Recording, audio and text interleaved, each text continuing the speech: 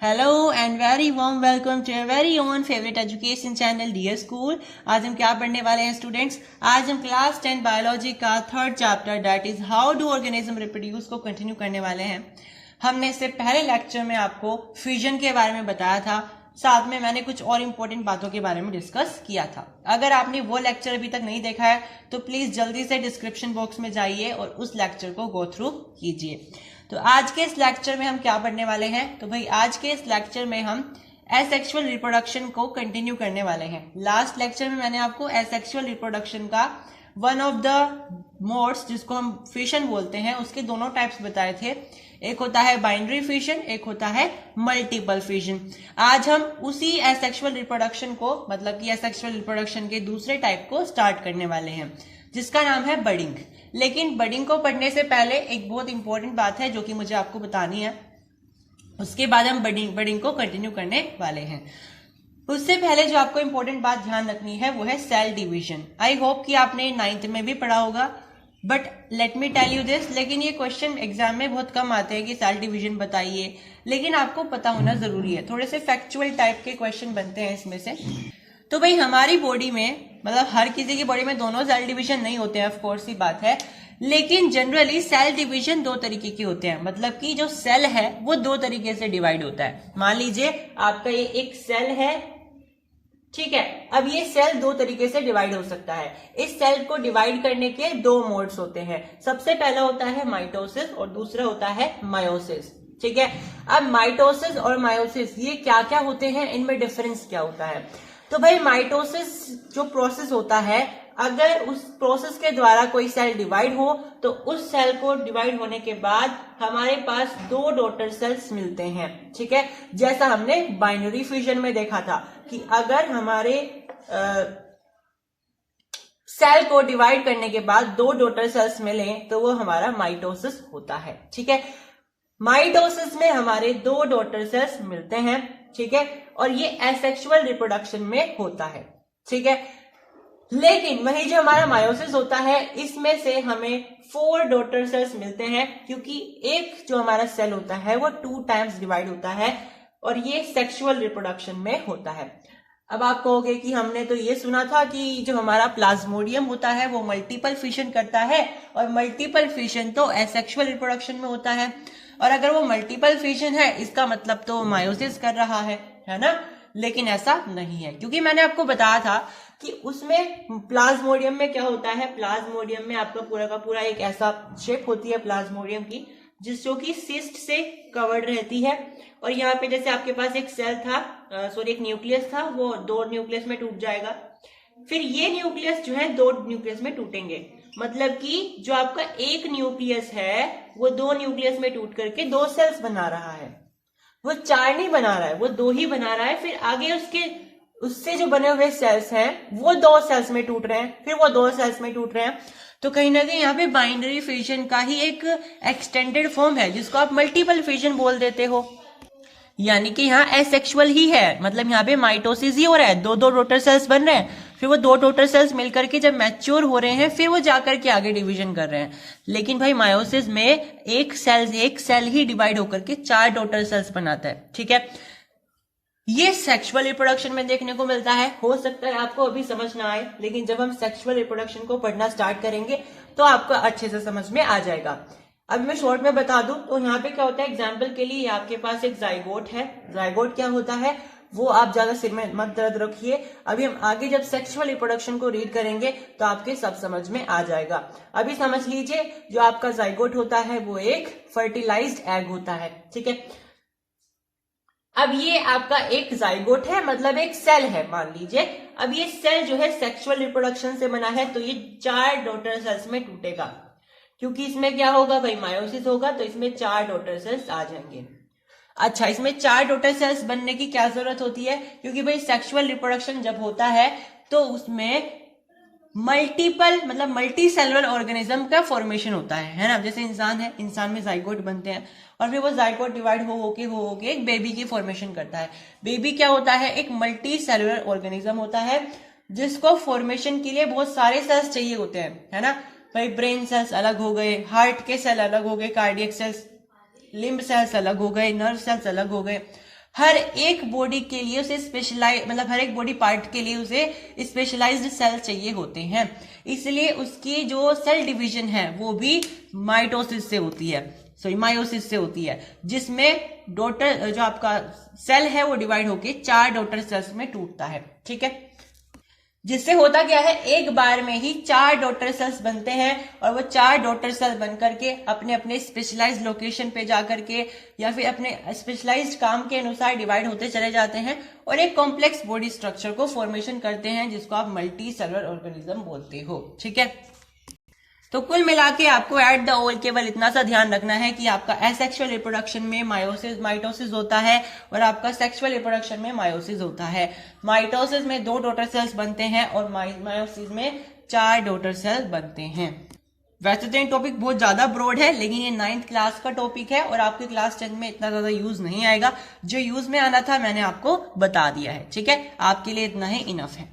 अगर आपको अभी इसके बारे में और ज्यादा जानना है डीपली, तो जल्दी से कमेंट बॉक्स में लिख करके बताइए, हम आपके लिए इस वीडियो का फॉर्मेशन जरूर करेंगे। तो चलिए अब हम स्टार्ट करने वाले हैं बडिंग के बारे में। तो भाई बडिंग हमारा एक एसेक्सुअल रिप्रोडक्टिव मोड होता है, मतलब कि एसेक्सुअल रिप्रोडक्शन का ही एक टाइप होता है, एक मोड होता है। ठीक है, ये बेसिकली हाइड्रा में हो सकता है, यीस्ट में हो सकता है और बहुत सारे स्पॉन्जीज वगैरह में भी होता है, वो बाद की बात है। लेकिन बडिंग होता क्या है वो समझ लेते हैं। तो भाई बडिंग में क्या होता है, बेसिकली आपका जो पेरेंट ऑर्गेनिज्म होता है, यानी कि जो पेरेंट होता है उसके ऊपर कुछ बर्ड्स निकलना स्टार्ट हो जाती हैं। ठीक है, कुछ बर्ड्स निकलना स्टार्ट हो जाती हैं और जब वो बर्ड्स मैच्योर हो जाती हैं तो वो अपने पेरेंट से डिटैच हो जाती हैं, मतलब टूट जाती हैं, अलग गिर जाती हैं और अलग गिर करके फिर वो अपने आप को एक इंडिविजुअल ऑर्गेनिज्म की तरह मैच्योर करने लगती है और अपना फॉर्मेशन करने लगती है। तो कहने की बात है, जैसे यू कैन से कि पेरेंट है और पेरेंट के ऊपर उनका एक बच्चा उग गया है और वो जब बच्चा मैच्योर हो जाएगा तो वो बच्चा उनके ऊपर से टूट करके नीचे गिर जाएगा। ठीक है, एग्जाम्पल से समझते हैं। हाइड्रा हमारे पास एग्जाम्पल का है। ये हाइड्रा क्या होता है, सिंपल मल्टी सेलुलर ऑर्गेनिज्म होता है। ठीक है, तो हाइड्रा कोई प्लांट नहीं है, हाइड्रा एक सिंपल मल्टी सेलुलर ऑर्गेनिज्म होता है और ये एक हाइड्रा का डायग्राम है। ये हाइड्रा है आपका। हाइड्रा के ऊपर ये होते हैं टेंटिकल्स। ठीक है, ये जो ऊपर विप लाइक स्ट्रक्चर है इनको आप टेंटिकल्स बोलते हो। ठीक है, जैसे ही हाइड्रा एडल्ट होने लगता है, मैच्योर होने लगता है, उसके ऊपर से कुछ बर्ड्स निकलना स्टार्ट हो जाती हैं। जैसे यहाँ पे बर्ड दिखाई दे रही है, तो ये एक बर्ड है। ठीक है, धीरे धीरे जैसे ही बर्ड बड़ी होगी, मैच्योर होगी, इसके ऊपर भी टेंटिकल्स आने लगेंगे, जैसे ये हो गए। ठीक है, समझ में आई। जैसे ये मैच्योर होने लगेगी, इस बर्ड ये थी ना, इतनी सी बर्ड थी, अब ये बर्ड इतनी बड़ी हो गई है, इस बर्ड के ऊपर भी टेंटिकल्स आने लगे हैं। अब जैसे जैसे ये बर्ड मैच्योर होने लगेगी तो ये बर्ड अपने पेरेंट से डिटैच हो जाएगी और खुद यहाँ पे जमीन में जाकर के गिर जाएगी। ठीक है, मतलब कि नीचे गिर जाएगी और अपने आप को भी एक इंडिविजुअल हाइड्रा की तरह फॉर्मेशन करने लगेगी। अब ये भी क्या बन गई है, एक इंडिविजुअल हाइड्रा बन गई है। तो समझ में आया आपको कि सबसे पहले हमारे पास केवल और केवल एक हाइड्रा था, जिसके ऊपर एक छोटी सी बर्ड आई, फिर वो बर्ड मैच्योर होने लगी, उसके ऊपर भी टेंटिकल्स आ गए और वो टेंटिकल्स जब आए तो वो धीरे धीरे एडल्ट हो गई और वो अपने पेरेंट्स से डिटैच हो गई है और ये अपने आप को एक इंडिविजुअल हाइड्रा के रूप में उसने तब्दील कर लिया है। ठीक है, जैसे बच्चे समझते हैं ना अपने आप को कि हम अब बड़े हो गए हैं तो हमें अपनी पेरेंट्स की जरूरत नहीं है, हम तो अपनी मर्जी के मालिक हैं, तो ऐसे ही हाइड्रा में भी होता है। हाइड्रा भी अपने आप को बहुत बड़ा समझने लगता है और अपने पेरेंट्स को यहाँ से डिटैच करता है, अपने पेरेंट्स का घर छोड़ देता है और अपना एक घर नया बना लेता है। समझ में आई बात? तो कुछ आप इस तरीके से इसको समझ सकते हैं। तो ये था आपका बडिंग का एक एग्जाम्पल जो कि हाइड्रा का था। आपके पास एक यीस्ट भी होता है, जो कि सुना होगा आपने, यीस्ट का पाउडर आता है जो कि आई थिंक केक वगैरह में भी डाला जाता है, आई थिंक सो, ताकि फ्लफी हो जाए थोड़ा सा। और जो आपके छोले भटूरे बनते हैं उनमें भटूरे बनाने के लिए भी शायद यूज़ किया जाता है, तो उसे एक तरीके से इंग्रेडिएंट की तरह भी यूज़ किया जाता है फूड मटेरियल्स में। क्यों? क्योंकि वो बहुत तेज़ी से डिवाइड होता है और डिवाइड होकर के वो चीज़ों को फ्लफी बना देता है। ठीक है, तो वो डिवाइड किस प्रोसेस से हो रहा है? यस, बडिंग प्रोसेस से हो रहा है। वो अपने आप को रिप्रोड्यूस कर रहा है। ठीक है, कैसे करता है वो रिप्रोड्यूस? मान लीजिए आपके पास ये एक यीस्ट है, यीस्ट का एक सेल है। अच्छा, यीस्ट होता क्या है? क्या ये भी सिंपल मल्टी सेलुलर ऑर्गेनिज्म होता है? नहीं, ये एक यूनिसेलुलर प्लांट होता है, लेकिन नॉन ग्रीन प्लांट होता है। ठीक है, बहुत छोटा सा होता है, यूनिसेलुलर होता है, नॉन ग्रीन होता है और एक प्लांट होता है। समझ में आई बात? मान लीजिए आपके पास ये यीस्ट का एक सेल है। ठीक है, जैसे ही ये यीस्ट मैच्योर होने लगेगा, एडल्ट होने लगेगा, तो इसके ऊपर भी एक बड़ मतलब एक कली टाइप, जैसे हमने हाइड्रा में देखा था ना, ऐसी एक बर्ड निकल करके आने लगेगी। ठीक है, इस तरीके से यू कैन से। समझ में आई बात? तो ये कुछ बर्ड्स इसके ऊपर आने लगेंगी, बर्ड लाइक स्ट्रक्चर। जैसे ये बर्ड आएंगी तो ये बेसिकली एक सेल का फॉर्मेशन करेंगी। तो ये क्या करेगा? इसका पेरेंट सेल अपने न्यूक्लियस को डिवाइड करेगा। ठीक है, अपने न्यूक्लियस को डिवाइड करेगा, तो दो हिस्सों में तोड़ेगा और उसमें से एक न्यूक्लियस का पार्ट इस बर्ड के पास चला जाएगा, इस तरीके से। समझ में आई बात? इसको थोड़ा सा क्लीन तरीके से बनाते हैं। आपके पास ये पेरेंट सेल है, इसने दो न्यूक्लियस बनाए। ठीक है, अभी ये एक बाहर बर्ड है, तो ये एक न्यूक्लियस इस बर्ड के पास चला जाएगा, यानी कि कुछ इस तरीके से। अब इसके पास न्यूक्लियस आ गया है, यानी इसे तो टिकट मिल गया एक तरीके से अपने पेरेंट्स का घर छोड़ने का। तो अब ये इनको छोड़ करके अपना एक अलग सेल का फॉर्मेशन करेगा, एक इंडिविजुअल सेल का फॉर्मेशन करेगा। और ऐसा एक सेल के लिए नहीं होता है, बहुत सारी ऐसी बर्ड्स उगने लगती हैं यीस्ट सेल के ऊपर, क्योंकि भाई यीस्ट सेल जो होते हैं वो बहुत तेजी से डिवाइड होते हैं। ठीक है, बहुत ज्यादा ही तेजी से डिवाइड होते हैं। तो समझ में आया? जो ये आपकी बर्डिंग का प्रोसेस है वो बेसिकली आवारा बच्चों के लिए होता है। ठीक है, क्योंकि हाइड्रा भी क्या समझता है कि मैं भी अब बड़ा हो गया हूं, तो मैं भी अब अपने पेरेंट्स का घर छोड़ दूंगा। तो वो भी ऐसा ही करता है, अपने पेरेंट्स से अपने आप को डिटैच कर लेता है। और इस तरीके से ही आपका यीस्ट भी करता है। यीस्ट क्या करता है? आपके पास एक सेल होता है और उस पेरेंट सेल के ऊपर जैसे ही कोई बर्ड आने लगती है, यानी उसके बच्चे का संकेत आ गया है, तो उस बच्चे को क्या चाहिए होता है? फिर न्यूक्लियस चाहिए होता है। ठीक है, न्यूक्लियस चाहिए होता है, तो पेरेंट क्या करेगा? अपने सेल के न्यूक्लियस को डिवाइड कर लेगा।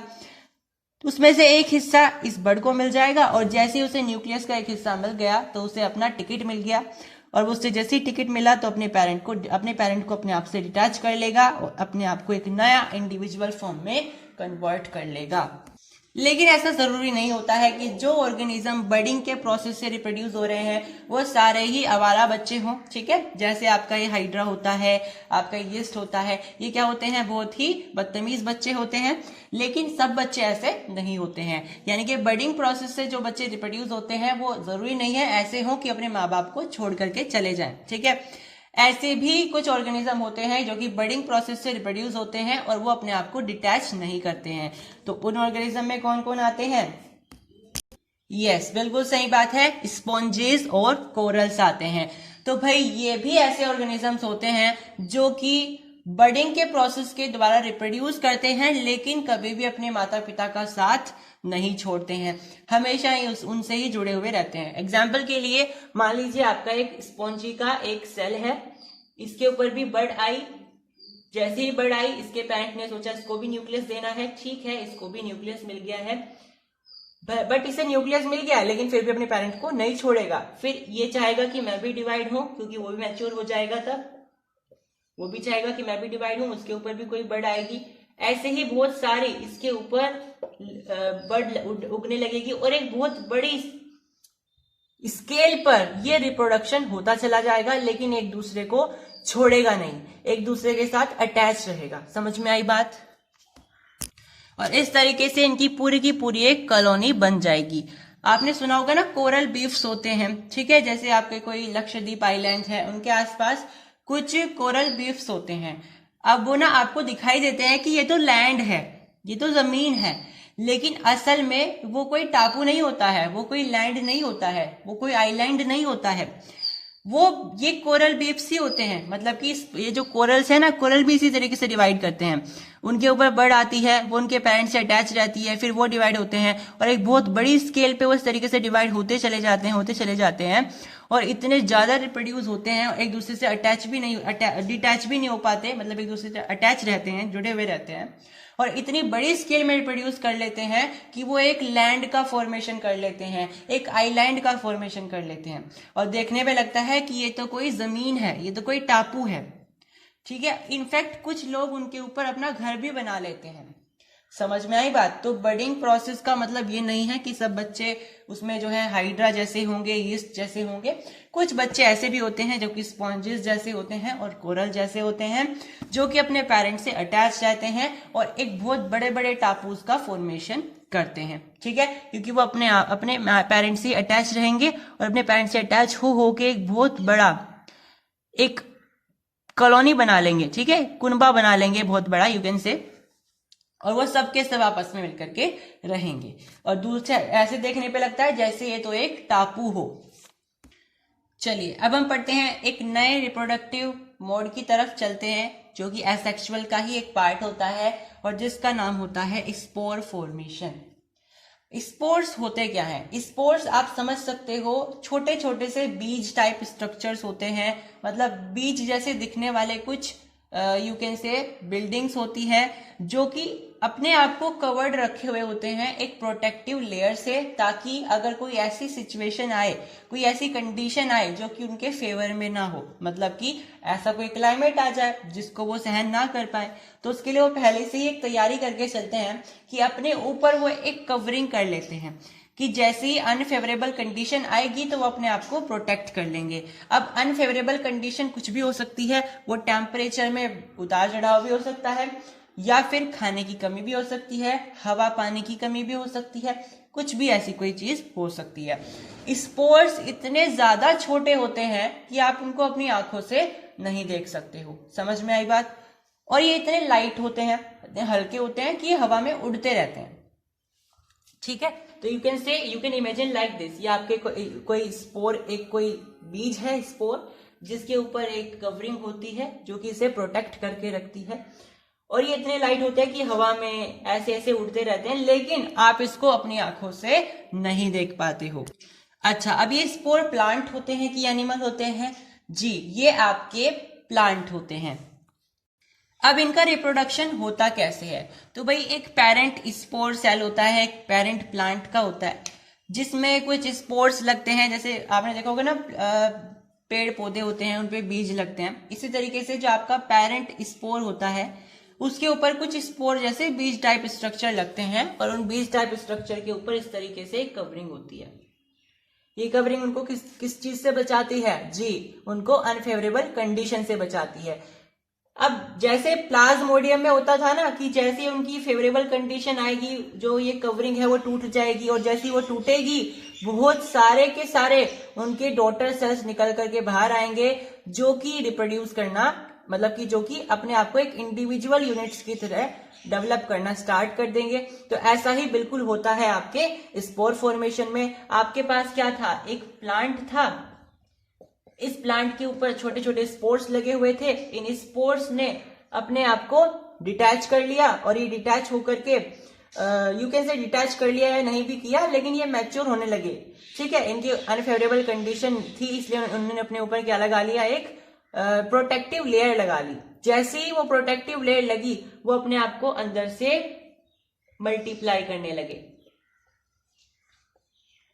अच्छा, मल्टीप्लाई कैसे करेंगे? मायोसिस से करेंगे कि माइटोसिस से करेंगे? जी हाँ, माइटोसिस से करेंगे या माइटोटिक डिवीजन करेंगे, ठीक है, क्योंकि भाई एसेक्सुअल में तो माइटोटिक ही होता है, ठीक है।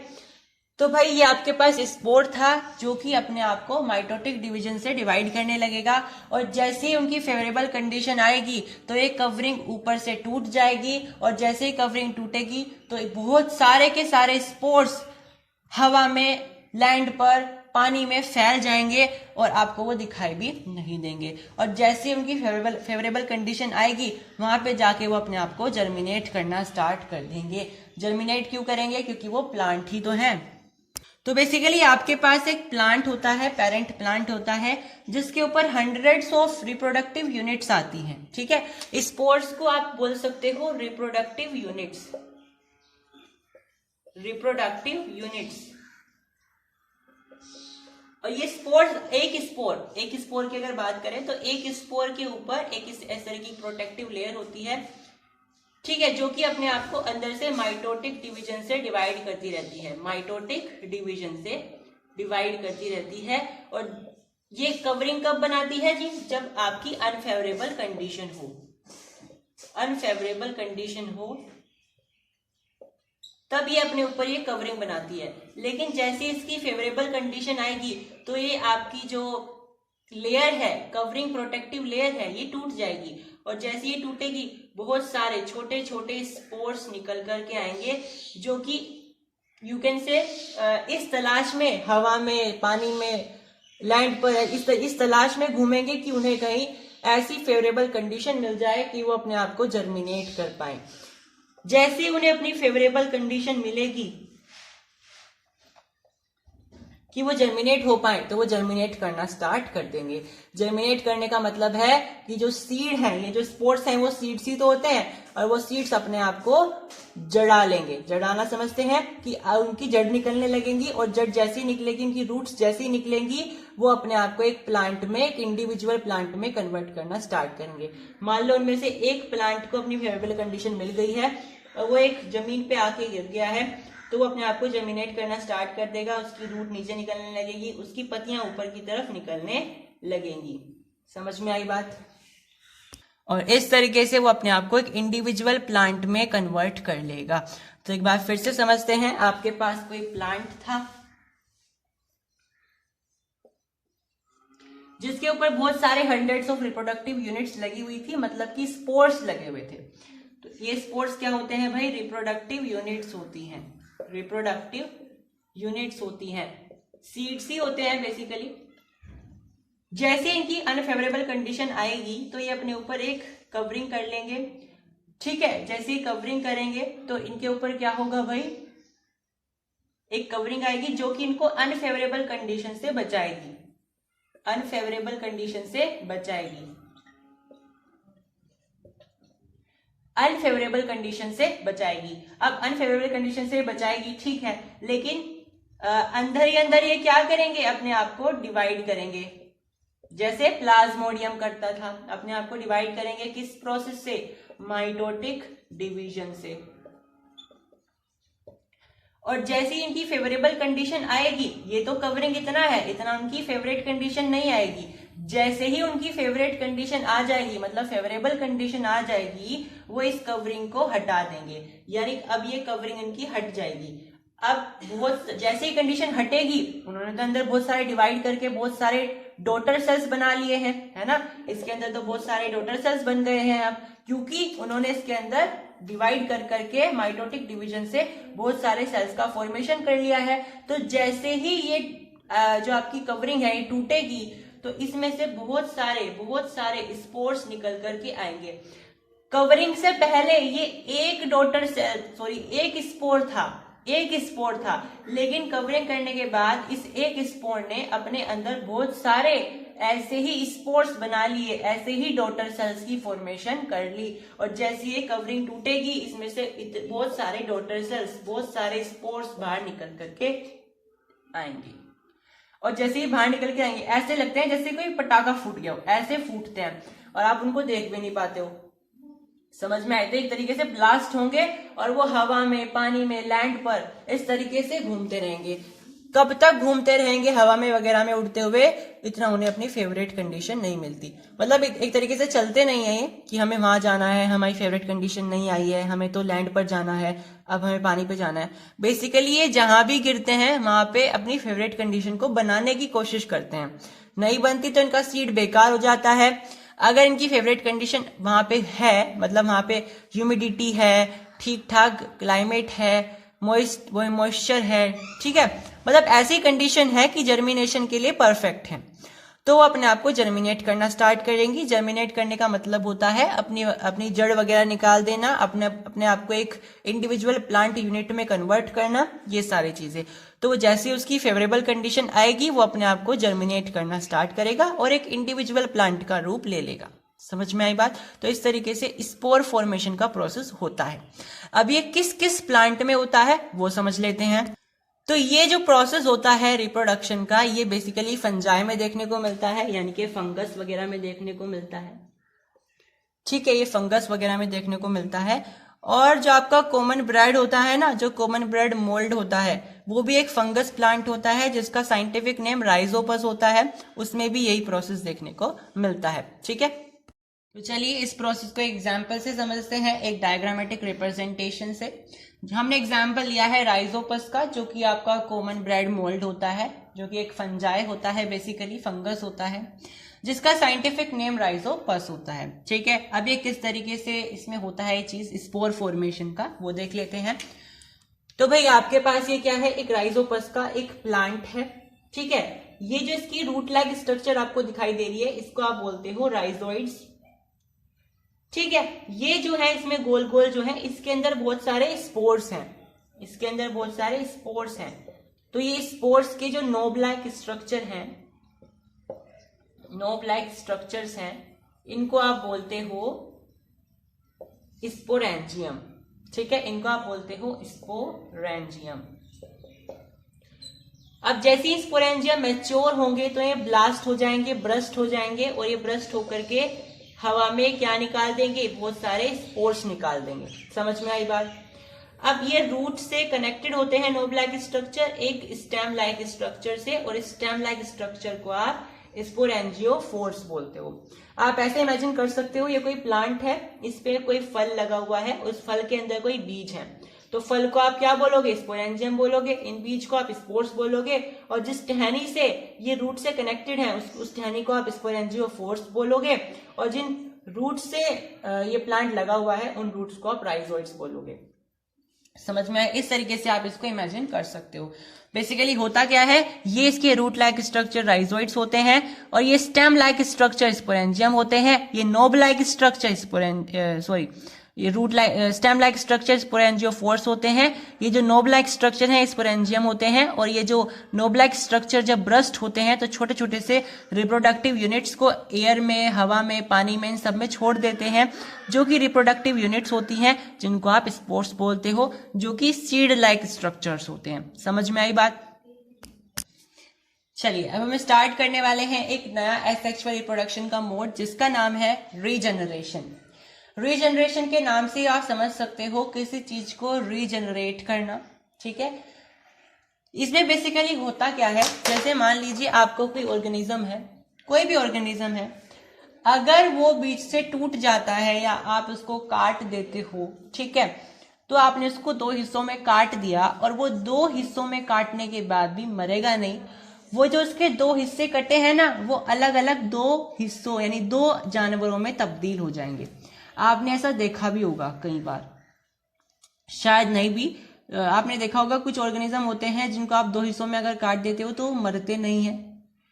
तो मरते क्यों नहीं है? क्योंकि उनके ऑर्गेनिज्म, उनकी जो बॉडी में क्या होता है, वो दो हिस्सों में, दोनों ही हिस्सों में नर्व सेल्स काम करने लगती हैं, और वो दोनों ही हिस्से एक नई बॉडी में तब्दील होने लगते हैं, मैच्योर होने लगते हैं। और आपने उनकी कोशिश करी थी कि आप उनको मार दोगे, लेकिन आपने और उनको दो बना दिए, यानी कि वो पहले एक हिस्से एक ऑर्गेनिज्म था, आपने उनको कन्वर्ट करके दो ऑर्गेनिज्म में कन्वर्ट कर दिया है। ठीक है, ये बेसिकली रीजनरेशन, ये बेसिक सा था। चलिए बढ़ते हैं। The process of getting back a full organism from its body parts, मतलब कि ऑर्गेनिज्म को अगर आप दो तीन हिस्सों में काटते हो तो आप उस दो तीन हिस्सों से उनका पूरा ऑर्गेनिज्म बना सकते हो, मतलब वो खुद ही बना लेंगे। एग्जाम्पल के लिए कोई ऑर्गेनिज्म था, आपने इसको तीन हिस्सों में काट दिया, एक हिस्सा ये, एक हिस्सा ये, एक हिस्सा ये। अब आप सोच रहे हो कि मर गया, तो ये नहीं मरेगा, धीरे धीरे ये मैच्योर होके अपने आप को एक ऑर्गेनिज्म में कन्वर्ट करेगा, ये भी एक ऑर्गेनिज्म में कन्वर्ट कर लेगा, और ये भी एक ऑर्गेनिज्म में कन्वर्ट कर लेगा। ये मरेंगे नहीं, ये अपने आप को रीजनरेट कर लेंगे। ठीक है, रीजनरेट में क्या होता है, आप ऑर्गेनिजम्स को काटते हो, लेकिन वो फिर अपने आप को रीजनरेट कर लेते हैं। ठीक है, बाय मिस्टेक या इंटेंशनली, जैसे भी अगर वो दो तीन हिस्सों में कट जाएं तो वो अपने आप को रीजनरेट कर लेते हैं अपने इंडिविजुअल फॉर्म्स में।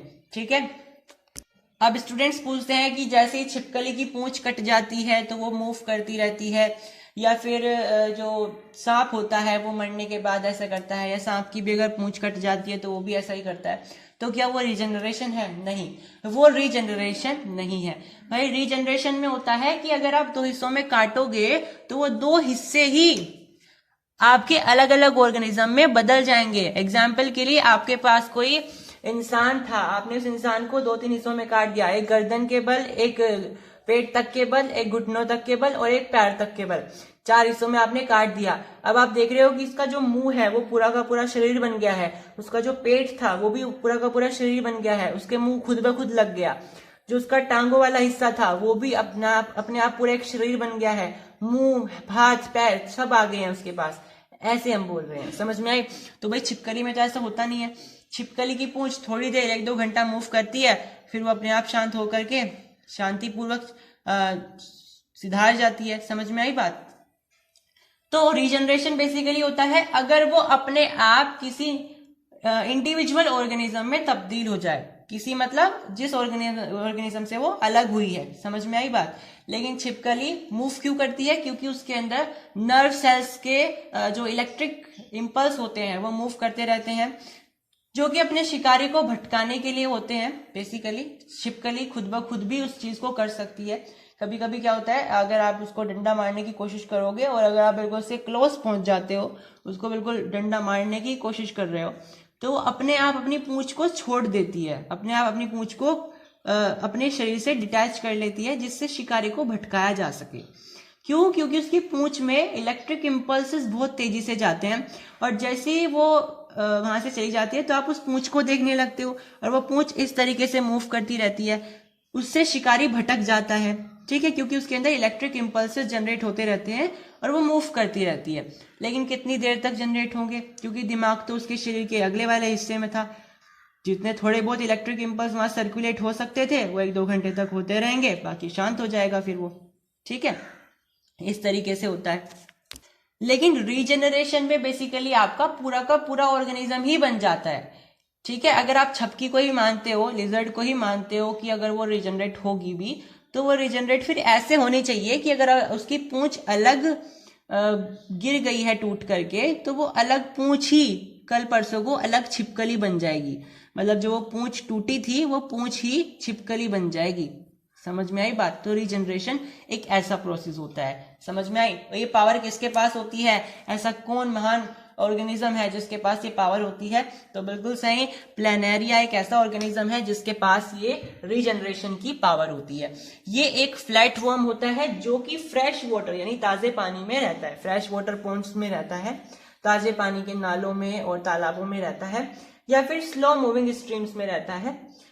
प्लेनेरिया के पास एक बहुत ज्यादा अच्छी पावर होती है, ग्रेट पावर होती है रीजनरेशन की। आप उसको कितनी भी बार काट लीजिए, 10 पार्ट्स में भी अगर आप उसको काटोगे तो वो 10 प्लेनेरिया बन जाएंगे। ठीक है? अगर आप प्लेनेरिया की बॉडी को बहुत सारे हिस्सों में काटते हो तो वो अपने आप को रीजनरेट कर लेते हैं। ठीक है? अब देखो, ये रीजनरेशन केवल चुनिंदा ऑर्गेनिज्म में ही होता है। जैसे प्लेनेरिया के पास बहुत अच्छी पावर होती है रीजनरेशन की, तो ये आप सोच रहे होंगे कि इंसानों के पास क्यों नहीं होता। ठीक है? अगर किसी इंसान की उंगली कट जाएगी फिर तो वो उंगली से एक इंसान बना के खड़ा कर देगा। समझ में आई बात? फिर तो लोग ऐसे ही रिप्रोडक्शन करने लग जाएंगे। तो ऐसा क्यों नहीं होता है इंसानों में और ऐसा प्लेनेरिया में ही क्यों होता है? इस चीज का जवाब है उनका नर्वस सिस्टम। ठीक है? जो प्लेनेरिया होता है उसका नर्वस सिस्टम, उसकी पूरी बॉडी में जो नर्व सेल्स होते हैं, नर्वस सिस्टम होता है, पूरा नर्व नेटवर्क होता है, वो उसकी पूरी बॉडी में फैला रहता है। कहीं से भी आप काटोगे तो वहां उस हिस्से में आपका उसका नर्वस सिस्टम देखने को मिल जाएगा, मतलब उसका नर्व का पूरा नेटवर्क देखने को मिल जाएगा। और अगर उसका नर्व का पूरा वहां नेटवर्क है तो वो आसानी से वहां को उस हिस्से को रीजनरेट कर लेता है। कैसे करता है रीजनरेट वो अभी हम देखने वाले हैं जस्ट। लेकिन पहले ये समझ लीजिए कि नर्व सिस्टम का फैलने का मतलब क्या है। इसका मतलब है कि उसके पूरे के पूरे शरीर में इक्वली यूनिफॉर्मली नर्व सेल्स फैली रहती हैं। ठीक है? लेकिन इंसानों में क्या होता है, नर्व सेल्स हमारे दिमाग में होती हैं। नर्व सेल्स तो हमारे दिमाग में होती है ना, वो नर्व्स होती हैं जो हमारे पूरे शरीर में फैली रहती हैं, जो कि हमें सिग्नल्स देती हैं कि हमारे साथ ऐसा हुआ है, हमने किसी गर्म चीज को छू लिया है। ठीक है? लेकिन हमारा जो दिमाग होता है उसी के अंदर नर्व सेल्स होती है, न्यूरॉन्स होते हैं, पूरी बॉडी में तो नहीं होते हैं। यानी कि हमारा जो नर्वस सिस्टम है वो हमारे दिमाग में होता है मेनली। ठीक है? इसका मतलब यह है कि अगर आपकी उंगली टूटेगी तो उससे कोई आप नया इंसान नहीं बना सकते हो। समझ में आई बात। लेकिन प्लेनेरिया में पूरी बॉडी में उसका नर्व सेल्स फैले रहते हैं, तो अगर आप कहीं से भी उसको काटोगे तो उस हिस्से में यूनिफॉर्मली नर्व सेल्स होते हैं। ठीक है, नर्व सेल्स अगर होंगे तो आपका दिमाग आपको ऑर्डर करेगा कि हाँ ऐसा करिए ऐसा करिए, क्योंकि आपका जो दिमाग होता है वही आपका मॉनिटर होता है। ठीक है, वही आपको मॉनिटर करता है, सिग्नल्स देता है, ऑल दीज थिंग्स। तो अगर उसका नर्व सेल्स उसके साथ होंगे तो उसकी बॉडी जो है अच्छे से फंक्शन कर पाएगी, ऑल्दो वो कट भी हो चुकी है हिस्सों में। समझ में आई बात। अब होता क्या है ऐसा कि वो अपने आप को रिजनरेट कर लेती है। मान लीजिए आपके पास ये कोई प्लेनेरिया था, आपने उसको 3 हिस्सों में काट दिया है, एक हिस्सा ये है। अभी एक हिस्से को कंसिडर करते हैं कि एक हिस्सा एक नए प्लेनेरियम में कैसे बदल जाएगा, प्लेनेरियम कैसे बदल जाएगा। तो आपके पास ये कटा हुआ हिस्सा है। अब जैसे ये कटेगा, इसके पास क्या है भाई, बहुत सारे नर्व सेल्स हैं, नर्व सेल्स हैं या नर्व नेटवर्क है।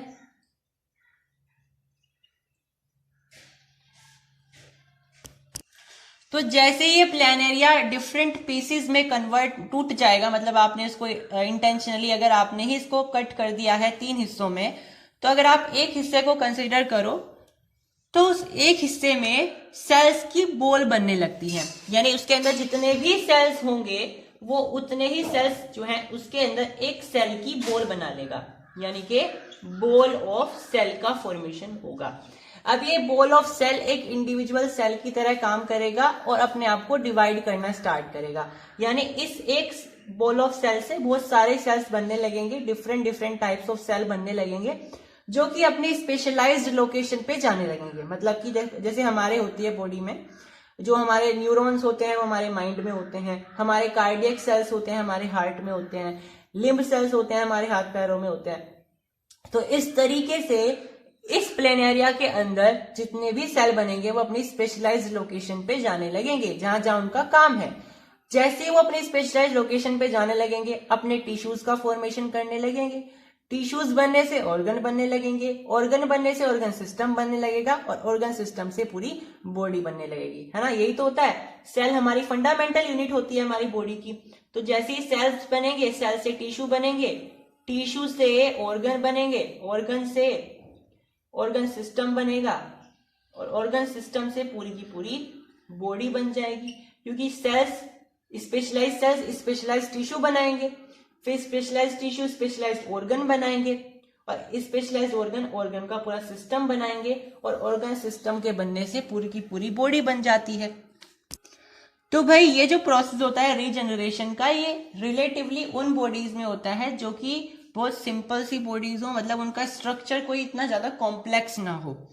ठीक है, जैसे हमारी ह्यूमन बॉडी है, हमें तो हमारी जो बॉडी का स्ट्रक्चर है वो बहुत ज्यादा कॉम्प्लेक्स होता है। लेकिन ये जो प्लेनेरिया होता है रिलेटिवली सिंपलर स्ट्रक्चर का होता है, तो इसमें इतना ज्यादा कोई तामझाम होता नहीं है।